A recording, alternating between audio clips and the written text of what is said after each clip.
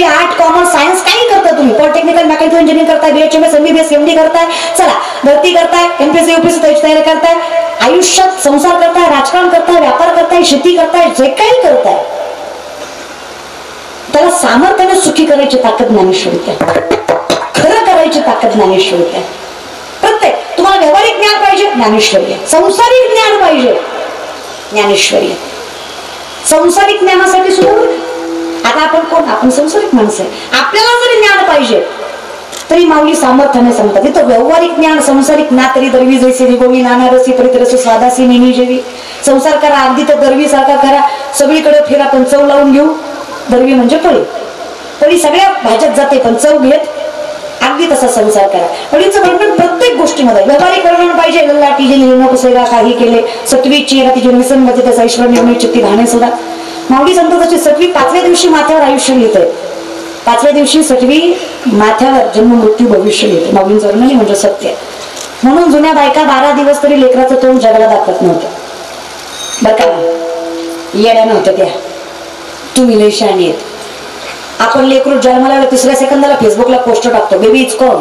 Okay like subscribe and share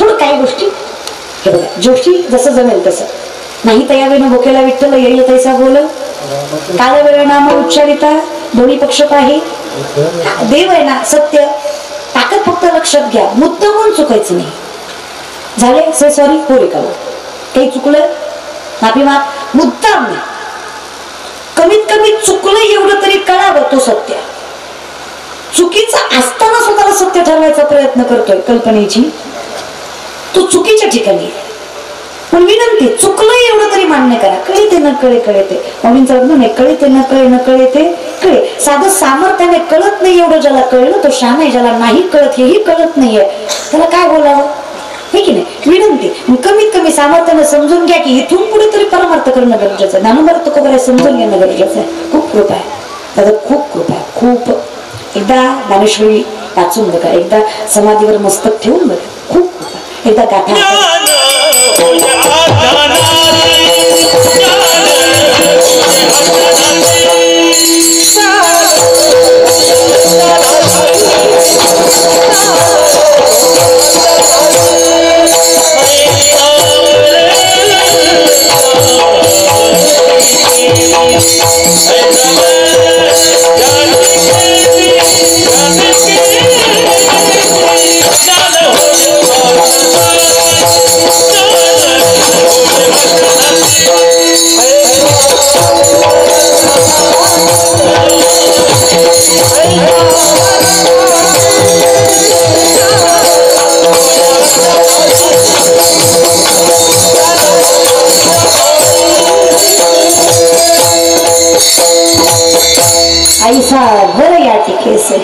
पण इथे परमार्थ करणारी लोक मूर्ख आहेत आणि न करणारी शाणी आहेत इथं भजन करणारा येडा आहे न करणारा शाण आहे अनएज्युकेटेड आहेत भजन करणारी बोलल्यावर राग येईल तुम्हाला पण हे कलियुग आहे इथं वरातीत नाचणारी पोरगी सुशिक्षित आहे आणि कीर्तन करणारी नालायक आहे काय जग आहे पण म्हणजे ज्याला मटण चावना त्यानं माळ घातली तो महाराज अरे येड्या त्याला चावणं घातली आम्ही चावायला यायच्या आधीपासून घातली काय फरक आहे का नाही माझा बाप माळकरी माझा आजा माळकरी माझा पंजा माळकरी आमच्या अख्ख्या कुळात कधी भजनशिवाय दुसरं काही घडलं नाही त्याचं फळ आम्ही परमार्थ आमचा काहीच नाही त्यांचा परमार्थ आहे सर्व सुकृताचे फळ मिळाली न वाऱ्या त्यांनी गेल्या फळ आम्हाला भेटली पण आम्ही ते चालवणं आमचं कर्तव्य आहे अंदर आहे भावे तया उगच नाही रे मिळत दादा उगच नाही आज माळ घातली उद्या महाराजांनी परवा पाकिट पप्पाची पेन नाही ना लोक बोलतात मंगेश महाराज लोक लय बोलतात 18 वर्ष झालं मी कीर्तन करते किती 18 जेव्हा माझं एक तप पूर्ण झालं ना तेव्हा मला कीर्तन कळायला लागलं तेव्हा तर फक्त कीर्तन करत होते कीर्तन याचा अर्थ एका तपाने कळायला लागलं असं असतं बाबा एवढं सामर्थ्य असतं त्याच्यात तुकोबराय म्हणले गाड्या वाचाय भडे आम्ही करू दृष्टीपुढे एवढी ताकद आहे माझ्या विठ्ठलाच्या नामात सोपं का कीर्तन दादा हा गाढवाचं घोडं करायची ताकद आहे लोक म्हणजे तोंडाला येतात काही बोलता का महाराज गाढवाचं कुठं घोडं होतं का माय बाप नाही म्हणून नका मग तुकोबाराय खोटं बोलतेस का? तुकोबाराय कधी खोटं बोलणार नाही. गाढवाचं ओढं करणारे तुकोबाराय पाहिजे, त्याला तेवढं व्यक्तिमत्व श्रेष्ठ पाहिजे. कारण तुकोबाराय त्यांना म्हणायचं जगाचा मालक ज्यांच्या चरणावर मस्तक ठेवतो ना ते जगत तुकोबाराय. तर काय करू शकत नाही महाराज. गाढवाचं घोड बघायचं तुम्हाला, डोळे जागा उघडा, दिसलं ते गाढवाचं घोडच आहे. याला ना आम्ही गाढवाच आहे महाराज. फक्त कृपा आहे माऊलींची, ज्ञानोबा तुकोबारायांची, जनाई मुक्ताईंची, नामदेवराय नाथबाबांची, बाकी काही नाही रे. परंपरेचं फळ आहे. वयाच्या 5व्या वर्ष पहिलं कीर्तन केलं, चालू वय 23 आहे. 18 वर्ष कीर्तनाची सेवा करत आले. तेव्हा कुठं लोक जराशी जमतात कीर्तनाला. लोकाला अवघड वाटतं. खूप सोपं आहे दादा, खूप. इतका वारकरी संप्रदाय गोड आहे ना, प्रत्येकाला अधिकार आहे. जात वितू होत कुळशिळ मात भजे का त्वरित, लोकांनी बनवून घातलं. विनंती माझी, अरे गावातला काकड्यानं हरिपाठ फक्त तरुणांनी करावा. माझा महाराष्ट्र जगातील सगळ्यात उच्चांकावर असेल विश्वासाने सतत काकड्यानं हरिपाठ पोरांनी करावा. आजकालची तरुण यायला तयार नाही, पण गरज तरुणांचीच आहे. मला सांगा माय देवघर आहेत तुमच्याकडे? देवघर आहे? पूजा करता, फुलं वाहता, ताजी वाहता का शिळी वाहता ग माय? ताजी वाहता का शिळी वाहता ग माय? ताजी वाहता. वारकरी मंडळी जरा सामर्थ्याने आहे का बरं का? वारकरी देवाला फुलं सुद्धा ताजी वाहतात, देवाला फुलं सुद्धा ताजी वाहतात. काकड्याला सगळे म्हातारे बसवतात, है की नाही? त्यांनी करू नये, त्यांनी नातवाला आणावं, त्याला सांगावं हा काकडा असतो, हा हरिपाठ असतो, कळावं. खरंच एकदा आवड लागली दादा, मेलं तरी सुटत नाही. आवड लागली पाहिजे, कारण अमृत आहुनी गुण नाव तुझे म्हणून माझे केशवा. जगाच्या मालका इतकं सुंदर कुणी नाही, जगाच्या मालका इतकं गोड नाम कोणाचं नाही. अहो काय ताकद महाराज. नुसतं अयोध्येमधल्या रामाचं स्वरूप बघावं.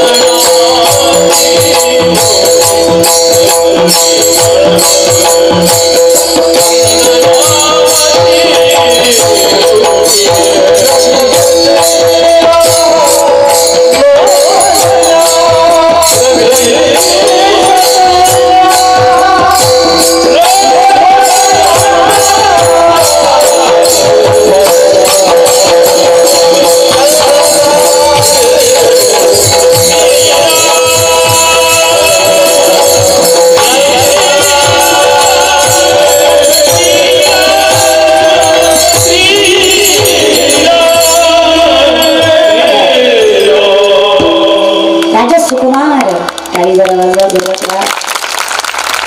मधुराचा पुतळा रवी शशिकला लोकप्रिय शंकराचार्य वर्णन करतात. मधुरम मधुरम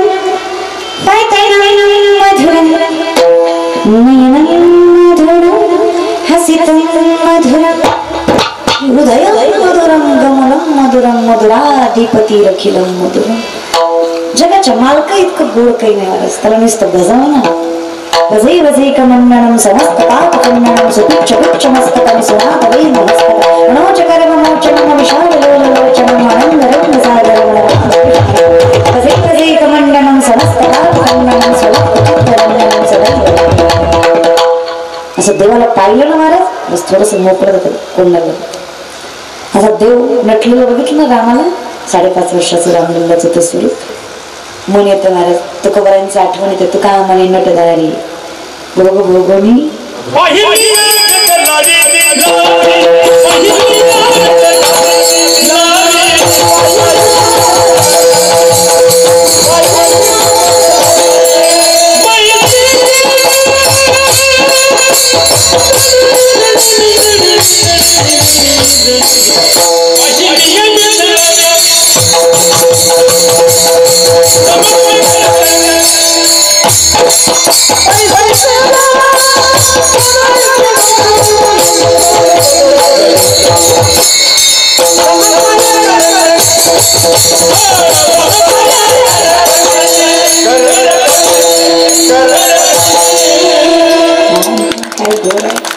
जगाच्या मालकाचं कौतुक ब्रह्मादिक सुद्धा करू शकत नाही. काय ताकद बघा, देवाला बघावं निसतं रे.